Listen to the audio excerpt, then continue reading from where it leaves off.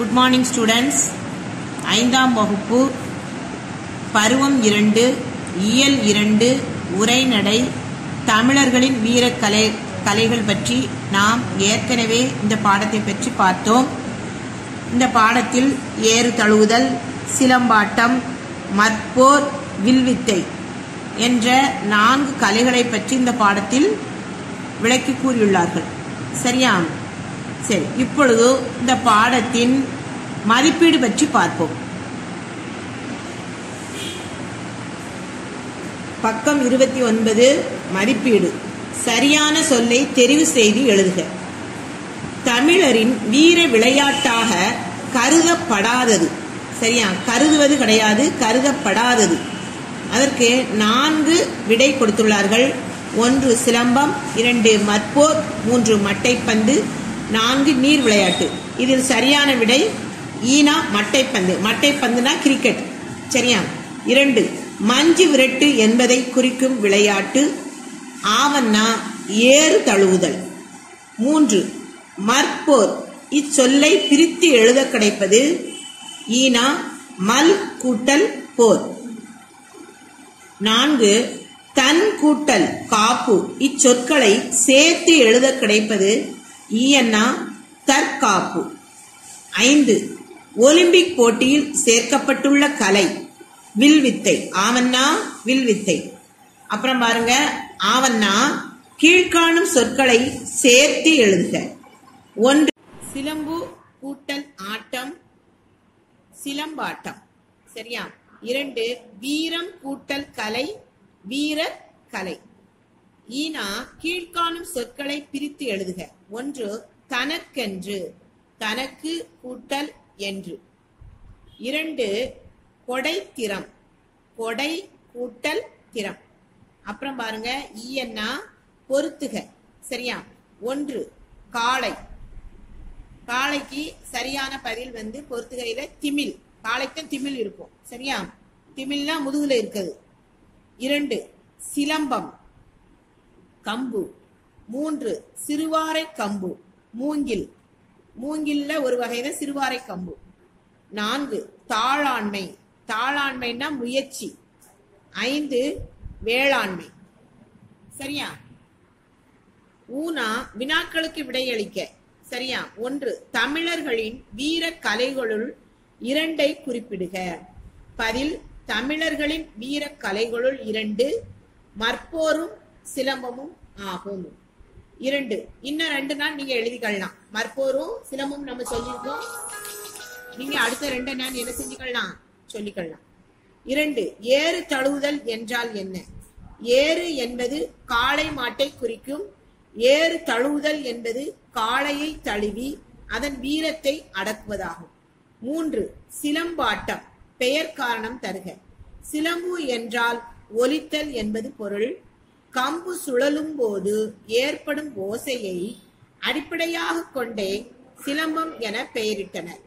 கம்பு சுழற்றுதல் என்னும் பெயரும் இதற்கு உண்டு. 4 வல்வில் ஓரியின் வில்லாற்றல் சிறப்பை கூறுக. இதுக்கு 4 பதில் கொடுத்திருக்காங்க. சரியா? இந்த 4 பதில நம்ம 4 பாயிண்ட் கொடுத்திருக்காங்க. 1 கடையெழு வள்ளல்களுள் ஒருவரான வல்வில் ஓரி வில்லாற்றலில் சிறந்து விளங்கியவர். 2வது பாயிண்ட் சொல்றேன். அவர் வேட்டையாட காட்டுக்கு சென்றபோது பெரிய யானையொன்று எதிர்பட அதன் மீது அம்பெய்தினார். சரி, 3வது பாயிண்ட் சொல்றேன் பாருங்க. அந்த அம்பானது அப்பெரிய யானையின் தலையில் பாய்ந்தும் அங்கு குறுக்கிட்ட பெரும்புலியை கொன்றும் அதனை கடந்து சென்ற கலைமானை சாய்த்தும் மேலும் விசை குறையாமல் சென்று ஒரு பன்றியின் மேல் பாய்ந்ததோடு அல்லாமல் குற்றிலே இருந்த ஓர் உடும்பின் மீதும் பாய்ந்து தன் சினம் தீர்த்தது என்று புறநானூற்று பாடல் வழி அறிகிறோம். அப்புறம் 4வது பாயிண்ட பாருங்க. இத்தகைய வில்லாற்றல் சிறப்பு பெற்றவர் வல்வில் ஓரி ஆவார். சரி, மற்போர் எவ்வாறு நடைபெறுகிறது? படைக்கலன்கள் ஏதுமின்றி இருவர் போரிடும் விளையாட்டை மற்போர் என்பர். இருவர் கைகோத்து கால்களாலும் தலையாலும் இடித்தும் உதைத்தும் ஒருவருடன் ஒருவர் போர் செய்வதே மற்போர் ஆகும். அப்புறம் பாருங்க சிந்தனை வினா. சரியா? 1. சிலம்பாட்டம் தற்காப்பு கலைகளுள் ஒன்று. ஏன் பண்டைய காலத்தில் மக்கள் தம்மை சிங்கம், புலி போன்ற விலங்குகளிடமிருந்து காத்துக்கொள்ள கையாண்ட முறையே சிலம்பம் எனப்படும் கலையாக வளர்ந்துள்ளது. தமது கைகளில் எப்போதும் இருக்கக்கூடிய சிறிய ஆயுதங்களான கம்பு, சிறு கத்தி, கோடரி போன்ற ஆயுதங்களை பயன்படுத்தி விலங்குகளிடம் இருந்து தற்காத்துக் கொள்ள இந்த கலையை பயன்படுத்தினர். தமிழர்கள் ஆயுதம் ஏந்தி போராட ஆரம்பித்த காலத்தில் முதலில் எடுத்தது கம்பு எனப்படும் ஆயுதமே ஆகும். இதுவே பின்னர் சிலம்பு கலையாக வளர்ச்சி பெற்றது. எனவேதான் சிலம்பாட்டம் தற்காப்பு கலைகளில் ஒன்றாக கருதப்படுகிறது. இரண்டாவது கேள்வியை பாருங்க. சிந்தனை வினாவில இரண்டாவது கேள்வி. உடலில் உறுதி உடையவரே, உலகை ஆளும் உள்ள உறுதி உடையவர். இவ்வரிகளை பற்றி உமது கருத்து யாது? சுவரை வைத்தே சித்திரம் எழுத வேண்டும் என்பது முதுமொழி. உயிராகிய பறவை உடம்பாகிய கூட்டுக்குள் இருக்க வேண்டுமானால் உடலானது உறுதியாய் இருக்க வேண்டும். இல்லையேல் ஓட்டை குடத்தில், அதாவது பானை உடைந்த குடத்தில் உள்ள நீர் படிப்படியாய் வெளியேறி விடுவது போல உயிர் உடலை விட்டு விலகும் காலத்தை எதிர்பார்த்து கொண்டிருக்கும். உடலை பேணி காத்தால் மட்டுமே நீண்ட நாள் வாழ முடியும். உடம்பார் அழியின் உயிரார் அழிவர். உடம்பை வளர்த்தேனே உயிர் வளர்த்தேன் என்பார் திருமூலர். உடலில் உறுதியாய் இருந்தால்தான் நாம் மகிழ்வுடன் வாழ முடியும்.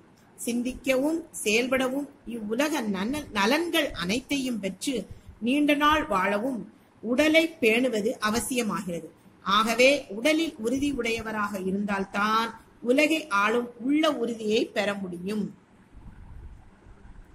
ஏனா எதிர்ச்சொல் உருவாக்க, இதுல ஒரு பூ போட்டிருக்காங்களா? இதுல 5 எழுத்துக்கள் இருக்கு. ஒவ்வொரு பூவிலையும் 5 எழுத்துக்கள் இருக்கு. இந்த 5 எழுத்துக்களை பயன்படுத்தி தான் நீங்க வார்த்தைகளை என்ன செய்ய வேண்டும்? உருவாக்க வேண்டும். இதுல இருந்து வேற ஒரு வார்த்தை என்ன செய்யக்கூடாது? வேற ஒரு எழுத்தை போடக்கூடாது, சேர்க்க கூடாது. சரியா? இப்ப ஈனா இருக்கு, பானா இருக்கு, தூணா இருக்கு, இன்னன்னா இருக்கு, இம்மன்னா இருக்கு. இதுல என்ன உருவாக்கி இருக்கிறோம் என்றால் இன்பம். சரியா? இ இன்பா இம் இன்பம். அதற்கு எதிர்ச்சொல் தூ இன்பா இம் துன்பம். சரியா மாணவர்களே? இன்பம் துன்பம் எதிர்ச்சொல். இன்பத்துக்கு எதிர்ச்சொல் துன்பம். அதே மாதிரி ஒவ்வொன்றுக்கும் ஒவ்வொரு பூலையும் 5 வார்த்தைகள் இருக்கு. சரியா? இயற்கை, செயற்கை. சரியா? இதுல இருந்து எடுத்து எழுதிருக்கோம். இந்த பூல என்ன வார்த்தைகள், என்ன எழுத்துக்கள் இருக்குன்னா வாழ்தல், வீழ்தல். ஒவ்வொரு எழுத்தையும் பாருங்க. அப்புறம் இன்சொல், வன்சொல். இன்சொலுக்கு எதிர்ச்சொல் வன்சொல். நிறைந்த, இதற்கு எதிர்ச்சொல் குறைந்த. போற்றும், இதற்கு எதிர்ச்சொல் தூற்றும். சரியா மாணவர்களே? நாம் இப்பொழுது தமிழர்களின் வீர கலைகள் என்ற பாடத்தில் மதிப்பீடு பற்றி பார்த்தோம். அடுத்த பாடத்தில் மீண்டும் சந்திக்கலாம். நன்றி மாணவர்களே.